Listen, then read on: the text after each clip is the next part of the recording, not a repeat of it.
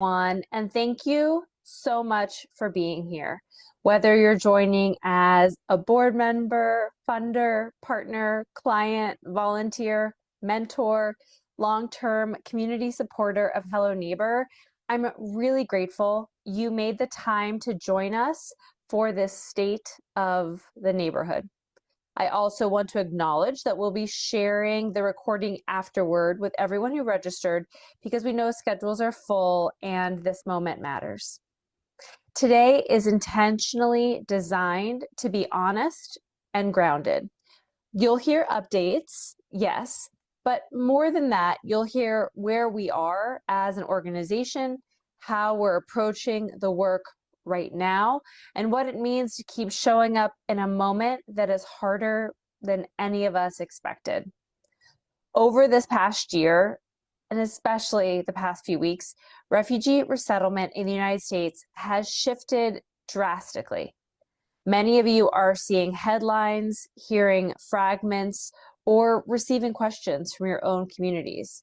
The reality is complex, the information is often contradictory, the impacts are very real for our newest neighbors, refugee and immigrant families who are already here, and for their loved ones waiting overseas, and the over 42 million people overseas that are refugees that are seeking a safe new home. We're not here today to pull you into the weeds of policy or program mechanics or national debate. We're here in Pittsburgh, Pennsylvania. Our incredible program staff, half of whom have experienced lived migration themselves, continue to do the work of Hello Neighbor and our mission, helping our newest neighbors from arrival to belonging each and every single day.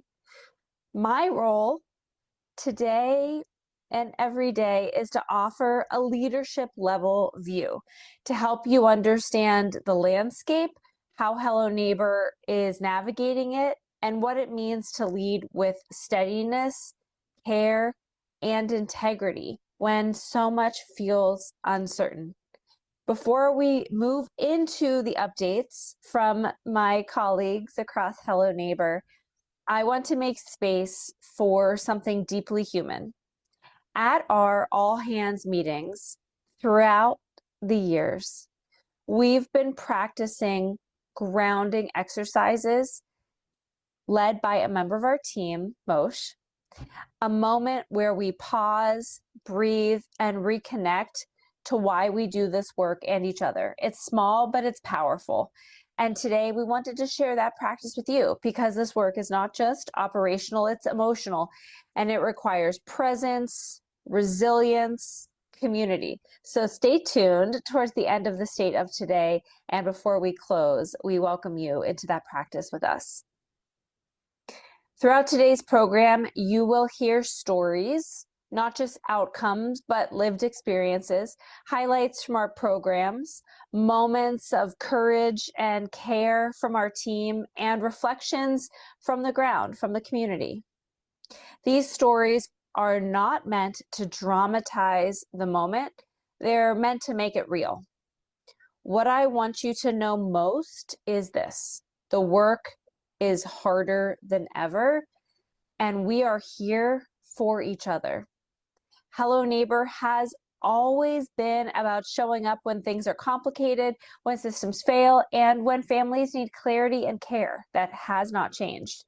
What has changed is the level of uncertainty. And our commitment is to meet that uncertainty with honesty, compassion, and steadiness. I have said for years and years that we at Hello Neighbor are not going anywhere. So regardless of what's happening at the national level, what's happening around the country, we hold a safe space, a trusted community where we welcome our newest neighbors to share their struggles and their highlights with us as we walk alongside them and help navigate their new lives from arrival to belonging. Today, we'll walk through what we know about the current refugee resettlement landscape and what we're doing about it. what it means specifically for Hello Neighbor and the communities we serve. We're averaging 875 clients a month across this calendar year. That's almost double from where we were a year ago. And we serve on average 35 countries of origin. It has been higher, it has been lower. That's a lot across Allegheny County and now Washington County. And we want to share some of that with you. We want to talk about how we're adapting, protecting our capacity, staying rooted in our mission. My hope is when you leave today's State of the Neighborhood, you feel informed, but more importantly, you feel connected to the people behind the work, to the reality of this moment, and to the shared responsibility we all hold in shaping what comes next. Thank you for being part of the Hello Neighbor community. Thank you for standing with our neighbors. Thank you for believing, as we do, that even in the hardest moments, how we show up matters. Let's begin.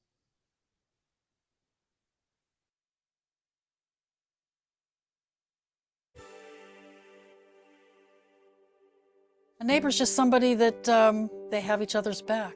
I think that can describe Hello Neighbor. They are the best image to represent the people of Pittsburgh. My name is Luigi Alexander Puto Espinosa. I'm from Nicaragua and I came here like an immigrant in a program of refugee.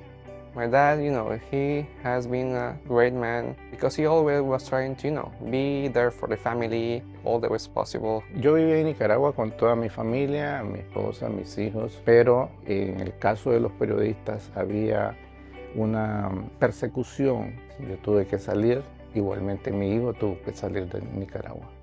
Cuando salimos de Nicaragua, llegamos a Costa Rica, nosotros pedimos refugio. I was together with my dad, practically with nothing on the backpack, maybe one cookie or maybe a cup of coffee for a drink or eat during the whole day or maybe during several days in a row. Y las autoridades consideraron que todavía la situación de los que vivíamos allá como refugiados no era del todo segura. Esa fue la razón principal por la que nos acogimos al programa de reasentamiento de refugiados en Estados Unidos y nos trasladamos a Pittsburgh, donde Hello Neighbor nos acoge.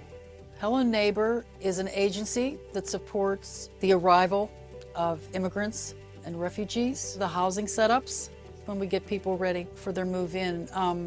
It's wonderful. We have practically the house ready for us. There was food already for us. Era increíble que estuviera pasando. No creíamos nosotros que eso iba a pasar cuando íbamos a llegar a Pittsburgh. The first morning with the jacket that Hello Neighbor provided us, we went outside, we take a little walk around the neighborhood. Ya aquí en la ciudad, Hello Neighbor se encargó de hacernos sentir bien, de hacernos sentir seguros. They have been a big part of this new journey. It's like, like a new chapter in the life here in Pittsburgh. I would suggest that somebody volunteer at Hello Neighbor. If you're looking for a meaningful, hands-on experience, I think this might be the place for you. I love it. I love Hello Neighbor. Apoyar a Hello Neighbor es hacer que la vida de muchas personas vuelva a recuperarse y vuelva a tener sentido. I already have some goals in mind. Back in Costa Rica, I have my license to be a flight attendant. So my goal here in the United States is keep going for that path in aviation, retaking the flight attendants industry, or maybe become something else. But I know this is gonna be a long way, but it's possible, okay? I came here like the phoenix. From the ashes, reborn, something new. Well, yeah, that is the goal.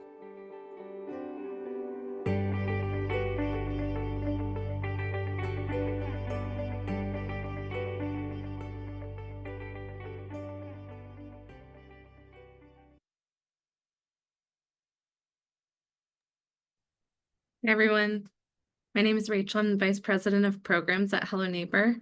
I hope you enjoyed that video of one of our clients and volunteers. Danielle is in the office every single week volunteering with us, and our volunteers and clients are really what make up all of the work that we do. I'm going to share a little bit from the program's perspective, and then I'm going to tee it up for some of my program colleagues and leaders. For our local programs within Hello Neighbor, we have 3 different programmatic areas. One is employment, that's led by Moshe, who you'll hear from later. The second is family health services, led by Andy, who we'll also hear from, and Abdul from his team. And education and community empowerment, led by Jenny. You'll also hear from Daria in employment during the presentation. As Sloan mentioned, we're working with 800 or more clients across the city of Pittsburgh and beyond. This map just gives you a little bit of a sense of the spread of our clients all across different neighborhoods in and around the city, and additionally in Washington County, which we don't have visualized here. I wanted to share a couple of the major challenges facing our clients right now. The first is very recent, and there has been a big change to the benefit structure available to refugees and new arrivals. So as of November, our refugee neighbors are no longer eligible for SNAP or food stamps. They're not eligible for this benefit.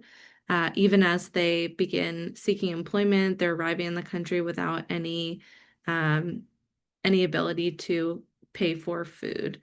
So this is a really big change. It's never been this way before, and we're trying to navigate with many others how we can help make sure that our families are food secure. RCA stands for Refugee Cash Assistance. This is another program that has provided cash assistance to refugees upon arrival in the United States. For many years, that has been 12 months of assistance, and that in the past few months, that has been cut down also to 4 months. So those are major client challenges that folks are facing, and we're trying to help them navigate.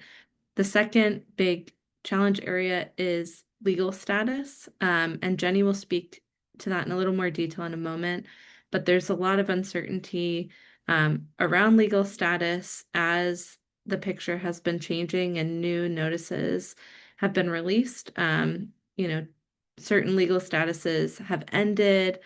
Some of our clients have been told that they might receive letters to be re-interviewed for legal status that they already received before moving to and arriving in the United States.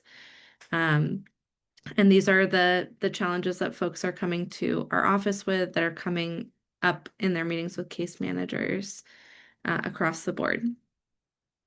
Despite all that, we continue to do our programmatic work, and we try to find ways that we can use our existing programs and staff to try to address these areas of need as well. A few things I wanted to highlight briefly. One is our Center for Afghan Resilience program. This is a partnership that we have with Bethany Christian Services. It's been a 3-year program, and it will be coming to an end in February. This program was designed for survivors of Afghan combat. And throughout the 3 years of the program, we've worked with 381 individual Afghans who are here in Pittsburgh, providing holistic support for them, community events and gatherings, and whatever assistance we can, from housing to cricket games. So that team has done a really incredible job, and we're very grateful for the partnership with Bethany as well. It's really a unique opportunity to get to work with another resettlement agency like that. The second program I'll highlight is a program that's now 1 year old in Charleroi, and this focused largely on the Haitian community in Charleroi, in particular on new and expecting moms. There was not a lot of support for that group of women in particular in that area. So we have had a Haitian wellness liaison in Charleroi, and over that first year worked with over 130 Haitians. And when we look at the size of all of their households, that's over 400 individuals, either directly or indirectly impacted by the support that we can provide through that program. And that includes over 50 car seats being handed out, perinatal education, legal education and know your rights sessions for those folks from our immigration legal attorney, and much more. And we're grateful to be able to start to do our work in places outside of Allegheny County. And that was one of our first explorations into that area. And then the third area I'll highlight is access. So just making sure that our new neighbors have access to the resources that are available to them. And a couple of those programs within our Education and Community Empowerment Department. One is English as a New Language. So we offer those classes at a few different levels. And we really believe and understand that English is the foundation to being able to access many other services and to be able to navigate independently or in community once folks arrive here in Pittsburgh. So our ENL program is in partnership with Literacy Pittsburgh. They've been great partners for us, and we are glad to be able to utilize their curriculum and reach more families through that program. And then the other that I will mention is Little Neighbors.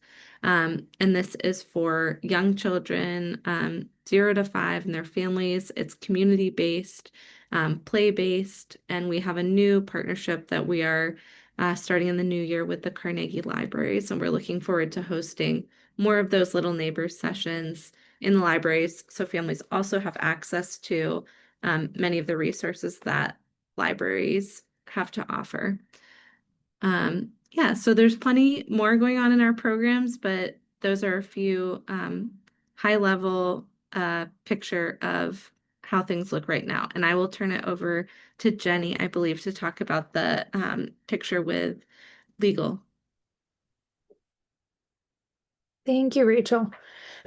My name is Jenny. I'm the Director of Education and Community Empowerment, which includes our legal services. And so I'd like to talk with you a little bit about today about this situation that our clients are in and what we're trying to do. So the majority of our clients are refugees who have entered the U.S. legally. They're on a pathway to citizenship. Many people don't know that refugees are actually eligible to apply for a green card after 1 year and citizenship after 5 years. They have a right to live and to work in this country indefinitely. We also serve some folks who are not refugees.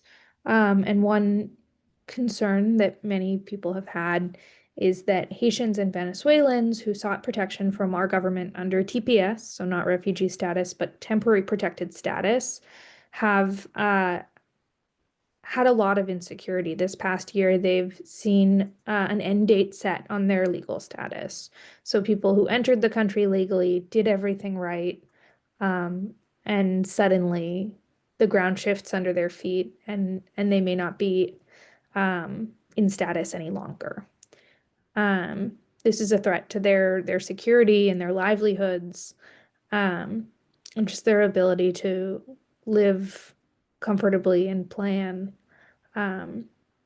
It's very scary. Since January, all of our clients have faced growing threats to their security, including, in many cases, visits from ICE in their homes or their workplaces. Now, I did mention to you that refugees have legal status in the U.S., but ICE doesn't know that before approaching somebody, right? And there have been cases across the country where refugees have been wrongfully detained by ICE. People are scared and they're confused. And so we're doing everything that we can to try to make sure that our clients know what their rights are and know what their obligations are.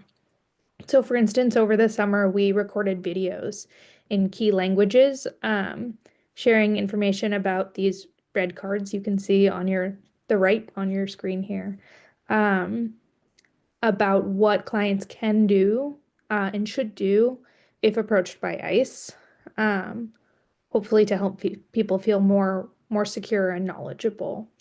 And we know that has happened for some of our clients. Then just before Thanksgiving, there was a leaked USCIS, that's U.S. Citizenship and Immigration Services memo, that revealed plans to pause green card processing and actually processing for all applications for refugees. This is devastating, particularly because of the changes to SNAP that mean that refugees are not eligible for food stamps until they receive that green card. Well, now green card processing is halted. We don't know how long it will be before it reopens. Then they further announced plans to review eligibility and possibly re-interview refugees who entered under the Biden administration.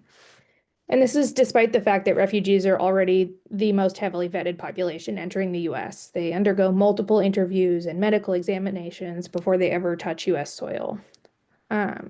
We don't know what the scale of these interviews is going to be. It could be none of our clients. It could be all of them. But we know that for anybody who undergoes them, it's likely to be traumatic and to reopen old wounds. And even the idea that it might happen is very destabilizing. So, what are we doing? Well, we're doing what we can. We're staying up to date about what is happening, and we're sharing information with clients about their rights and their responsibilities as non-citizens. We are continuing to submit applications so that when processing begins, our clients will already be in line. So actually, in fact, our immigration attorney can't be here right now because she is with a client at a naturalization hearing. In October, we expanded our immigration legal services to try to meet this critical and growing need. So low-cost green card applications, family reunification, adjustments of status. We tripled the size of our legal team from 1 to 3 members. And we're now able to serve anybody who comes through our door and needs the services that we can provide. We are not able to process asylum applications, detainment defense, or to represent clients in removal proceedings right now. Those are an enormous amount of work, and we just, with our size, don't have the capacity to do that yet. We're offering these services at a sliding scale fees. So I encourage you to share information with your friends about this. Nobody makes too much or too little to be served by us. And in fact, those that are able to pay on that higher end of our sliding scale allow us to serve more families who are on the lower end.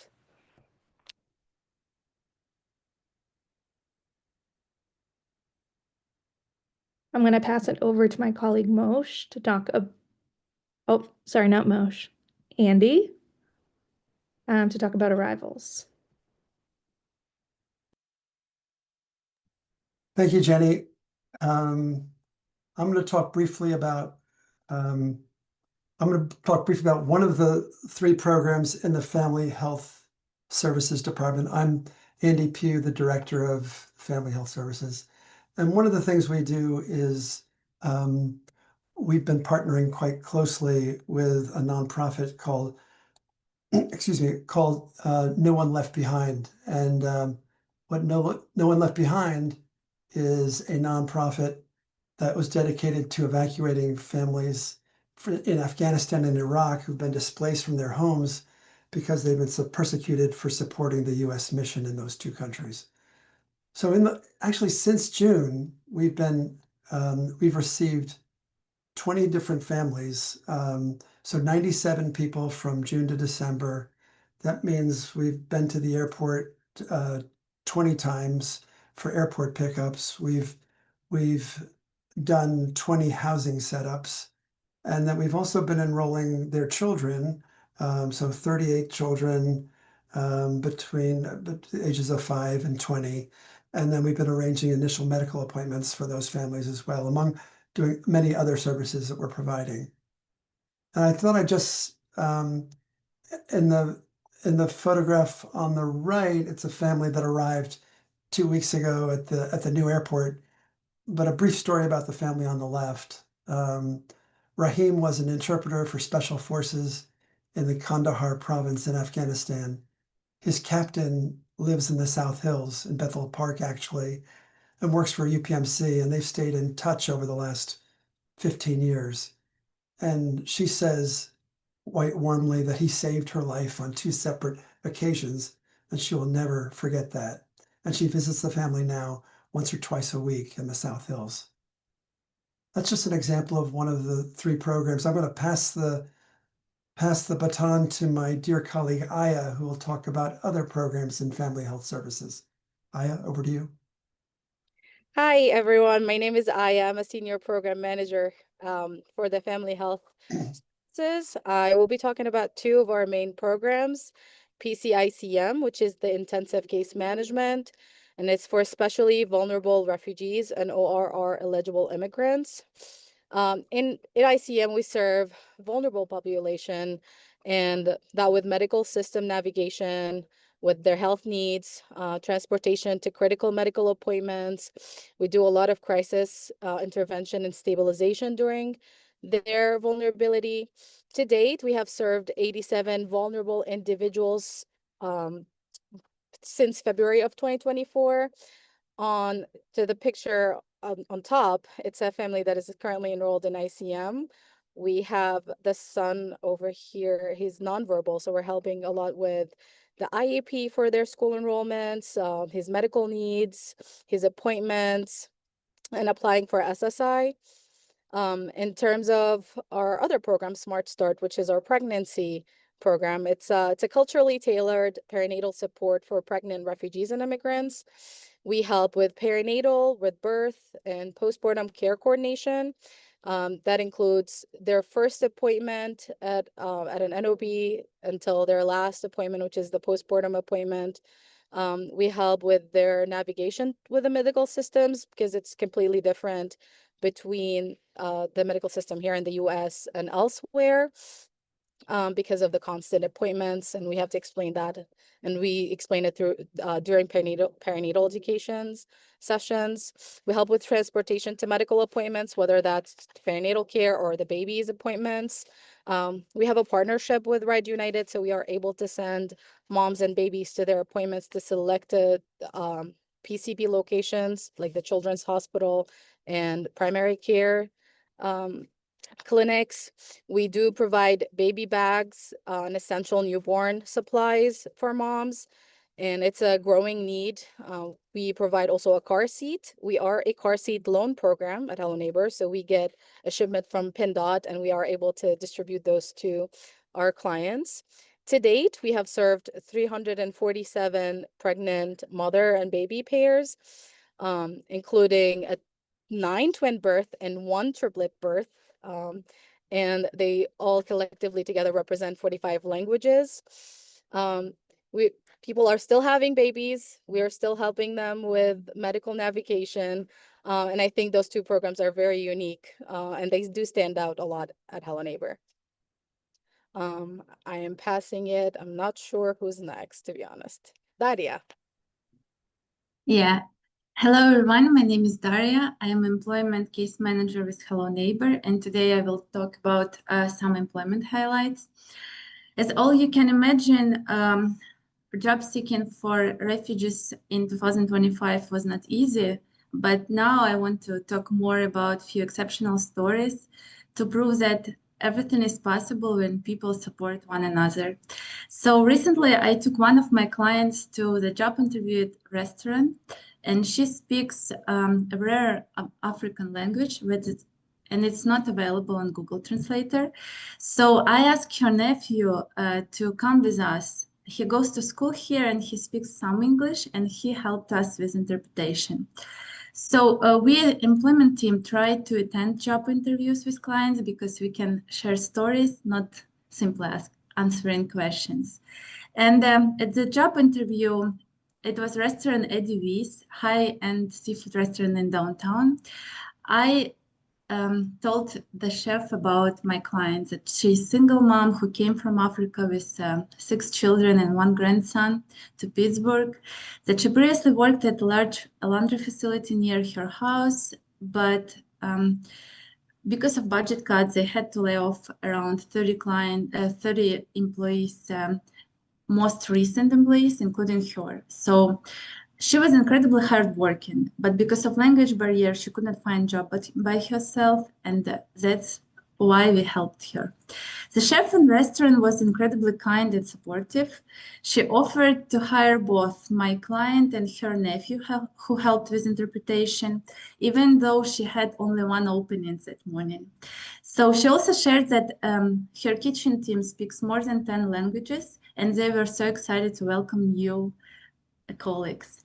As for now, our clients are happily working there in that restaurant for more than 3 months.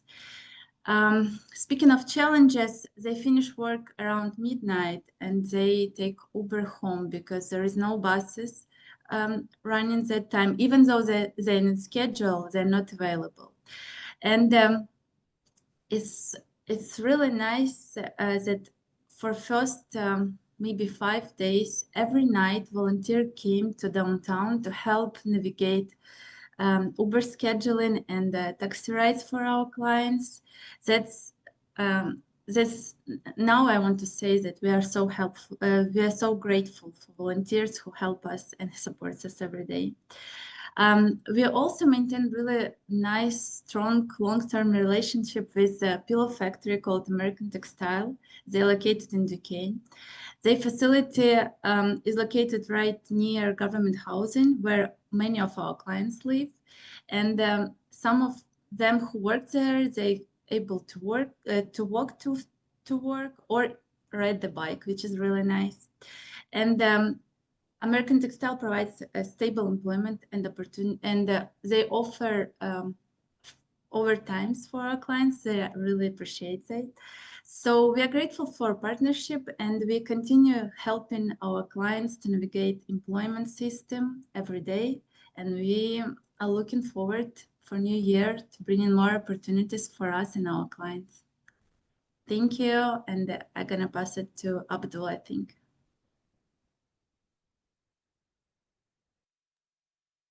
Hi everyone, good afternoon. I'm Abdul Hamra, case it with Hello Neighbor. Just I want to share my story. I started as a client with Hello Neighbor and then right now as employee of Hello Neighbor. So the picture on the left is me and my family. We are me, my wife, and 4 kids, and who is getting the selfie. He welcomed us on the airport. And it was last year, December 25, at the Christmas Day in Virginia. And the picture on the right, it is one of our clients who we recently arrived in Pittsburgh, and I welcomed them in reverse cycle in the airport. So last year, we traveled to the US as ECIB case holder as an Afghan national from Germany to Virginia. Although before our traveling, we were insured by IM for housing and travel ticket to go to the Texas. But one of our friends who is currently living in Pittsburgh, he recommended us for the Pittsburgh for its welcoming community. So we chose here to come in Pittsburgh. The next day, as soon as we arrived in Virginia, the next day we traveled by car all the way to Pittsburgh. As soon as we arrived, and I went to one of the resettlement agency, but unfortunately, as it was holidays, holiday season and Christmas holidays, so it was closed. And the next door which I knocked, it was Hello Neighbor office. By our chance, there was a team of emergency who was dealing with client emergency issue in the duty. So they enrolled me and my family as Hello Neighbor client. So the next challenge was that as we came here by walk and our fund was not assured to Hello Neighbor, it will take a time. So we had the most challenges was our housing issue. So Hello Neighbor search and find a volunteer from its volunteers who hosted us for 1.5 months from January 2nd to February 16 in her Airbnb without of any cost. So, and by February middle of February, Hello Neighbor secured a housing setup was done. The kids were enrolled in the school, and so my wife was enrolled in ESL class. Right now, she's studying English, and the kids are preschool, first grade, second grade, and fourth grade at Minadiu School in Square Hill. So in late June, the second door opened with Hello Neighbor for our family. I was employed as case aide in Hello Neighbor, and since then, I'm working with mostly Afghan refugees here. As Andy mentioned, that since June, there are 20 families who came here in Pittsburgh as a Hello Neighbor client. I'm doing the airport pickup and housing setup for the clients, as well as the daily service navigation for the clients. This was a short history of me as started as Hello Neighbor client and then become a Hello Neighbor employee as right now. Thank you very much for the attention. Thank you so much, Abdul. Thank you. Thank you. Hello, everyone. My name is Nadia Gallardo. I'm the Development Supervisor at Hello Neighbor. As you just heard, the team share a bit about the work we do, the challenges we face, and a client story that shows the real impact of our work. They also wanted to share that we are accepting referrals. If you know anyone who may need our support, please share their information through our website. All of this is possible because of you. You may have heard this before, but it's true. Your support makes everything we do possible. Every donation allows us to continue helping immigrants and refugees' families. As the year comes to an end, we are running our end-of-year campaign. It takes a neighborhood with a goal of $50,000. We chose this name because through a year of uncertainty, the one thing that stays steady was your support. Please help us spread the word by visiting helloneighbor.io to make a donation or submit a referral, or you can mail a gift to 6587 Hamilton Avenue, number 1E. Thank you so much for being part of our community. And as Lon mentioned it before, we're gonna have a moment to have some self-care. Thank you to Mosh. So I'm passing the baton to Mosh. Hello, hello. Wow, I'm feeling so blessed to be a part of this amazing organization and to hear all these great updates from our staff and colleagues and clients as well. It's real evidence that it's not one big thing that's going to change the world. It's thousands and thousands of little actions. And when we bring those actions together and we unify our actions, we create movements of change that make our society better. And I think Hello Neighbor is a great example of that. And today we're going to do some self-care, because when we're making change, when we're working to help others, we need to take care of ourselves first and foremost. So let's do a little check-in. We're also going to kind of stretch the fingers. So I'm going to have us multitasking. You can follow along with me, and we're going to also do a check-in here on ourselves. So like if you were going to give the amount of energy you have a number from 1 to 10, what would that number be? Where are you right now from 1 to 10 on quantity of energy? And then we're going to ask ourselves, what's the quality of my energy right now? If I could give the quality of my energy one word, what would that word be?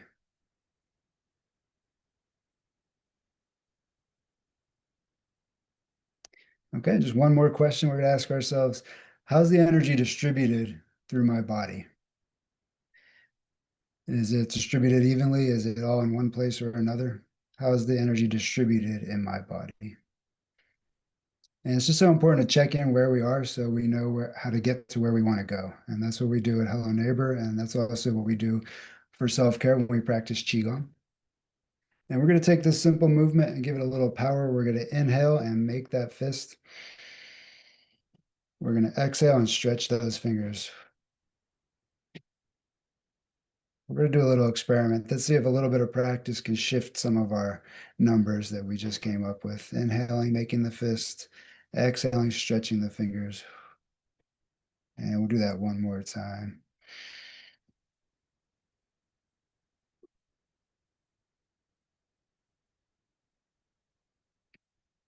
All right, very good. When we synchronize our movements and our breath, it helps us align our intentions with our actions. And that's when we're most impactful.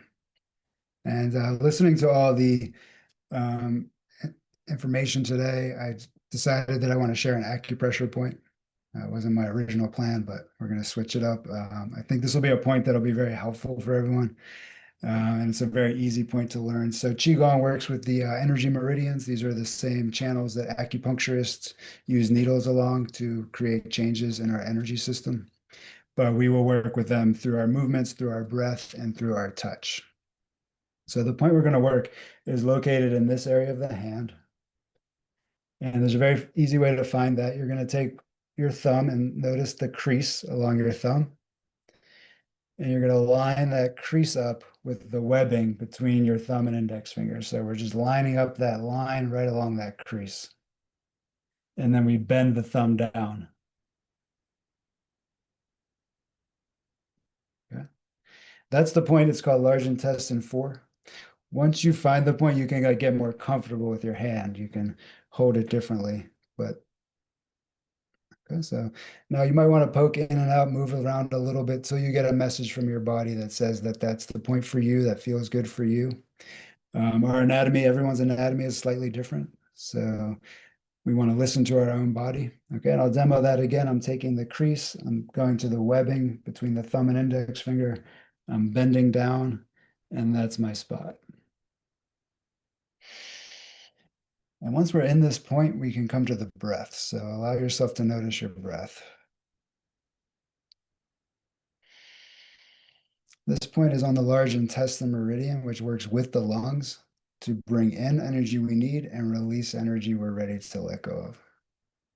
So we know a lot of the strategy of authoritarianism is to overwhelm us and make us feel helpless.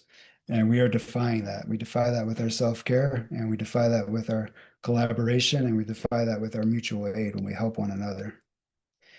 And this point can really help by clearing out some of that stress and some of that pain and some of that worry that can overwhelm us. So maybe you notice a slight relaxation in the shoulders or in the feet or in the legs. That's the energy moving through the body.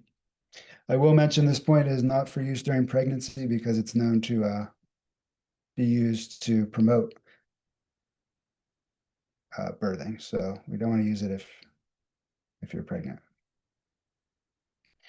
But what this point will do is help us relieve pain and reduce stress. So I think we could all use that right about now. So let's stay with this point for 3 intentional breaths. Allow the eyes to close if that's comfortable for you. And 2 more breaths here.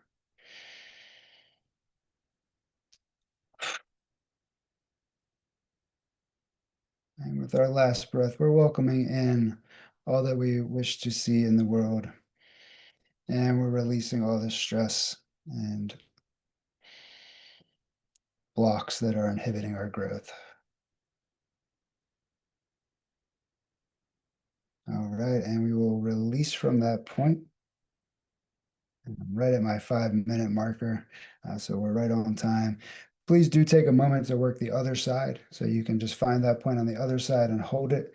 And you can do that for the rest of the meeting. I think our fearless leader, Sloan, is going to close us out with a great statement. So thank you all for practicing. Oh, one more thing. Sorry, one more thing. I forgot about my experiment. So let's do one more check-in. We'll do this one quickly.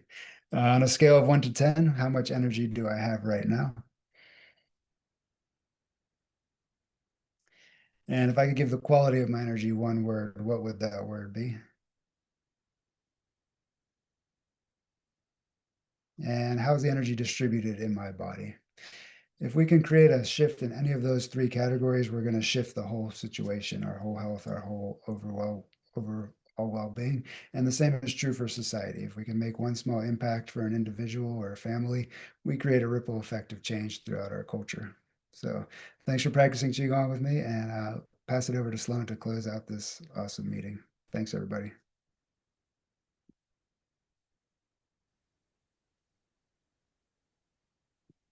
As we come to a close, I want to thank you again for showing up, for your time, for your attention, for your care. In moments like this, presence matters. Being in community matters. And your presence here today says a lot about the kind of community we are at Hello Neighbor, and we are here in Pittsburgh and across Southwest PA. We shared a great deal, updates, context, stories, reflection. And I want to be honest, none of this is easy. The work of welcoming and supporting refugees has always required resilience, but right now it also requires patience, adaptability, and a willingness to sit with uncertainty, a willingness to pivot with the information you have. We've worked really hard to be timely and transparent in the information that we share with all of you. That's how I approach it as well as a leader within Hello Neighbor. We might not have all of the answers, but we'll share with you what we know when we know it. We're not holding anything back. At the same time, it's so complex. It's changing every single day. If this state of the neighborhood was a month ago, it would have been different information, or even a week ago. And so as you're reflecting on this time with us, or if you're watching it later, just know that this was the information we had at the time. This was the progress we've been making at Hello Neighbor. This is how we wanted to show up and reflect that work for you and with you. What gives me hope is that the challenges are big, but the response that I see every day is strong. I see it in the incredible team at Hello Neighbor who continue to show up with compassion, empathy, trust, even when the answers are incomplete. I see it in our caring volunteers, mentors, study buddy tutors, ENL tutors, other volunteers, and so much more who stay engaged and steady for refugee and immigrant families who need consistency. I see it in our partners and supporters who ask not just what's next, but how are you? How can I help? Hello Neighbor was built to meet people where they are. And right now that means meeting fear with clarity, confusion with honesty, instability with care. It means protecting our capacity so that we can continue doing this work, not just tomorrow, but into the future. You're not going to like this next part, but I'm going to say it anyway. There are 37 and a half months left until January 2029. We, of course, hope for a peaceful transition of power at that time. That timeline matters not as a countdown, but as a reminder that this is a marathon, not a sprint. We will continue to adapt. We will continue to pivot. We will continue to make thoughtful, value-driven decisions that center dignity, safety, and belonging. If there's one thing I hope you take with you today, it's this: we are not doing this alone. We are part of a community, and you are part of our community that believes showing up still matters, even when it's hard, especially when it's hard. There are many ways to stay engaged after today through upcoming community conversations, smaller information sessions, mentorship, volunteering, advocacy, or simply reaching out and asking any questions you have after the session or anytime. Every action counts. Your steady presence is what's going to help us and our newest neighbors get through this. Thank you for standing with Hello Neighbor. Thank you for standing with our newest neighbors. Thank you for believing in this work. And thank you for being part of a community that continues to lead with humanity when the moment needs it most, with kindness. And I hope you will join us heading into this holiday season to find both joy and rest I've been telling the team that I think joy and rest are the greatest acts of resistance we can have. We don't want to be worn down and pushed out of this caring work. And that's how we are trying to treat ourselves within the Hello Neighbor team. And I hope you all take that as well to heart. So let's stay in touch. Let's keep sharing what we know, and let's keep walking this path together. Deep, deep gratitude for being here today. Thank you again.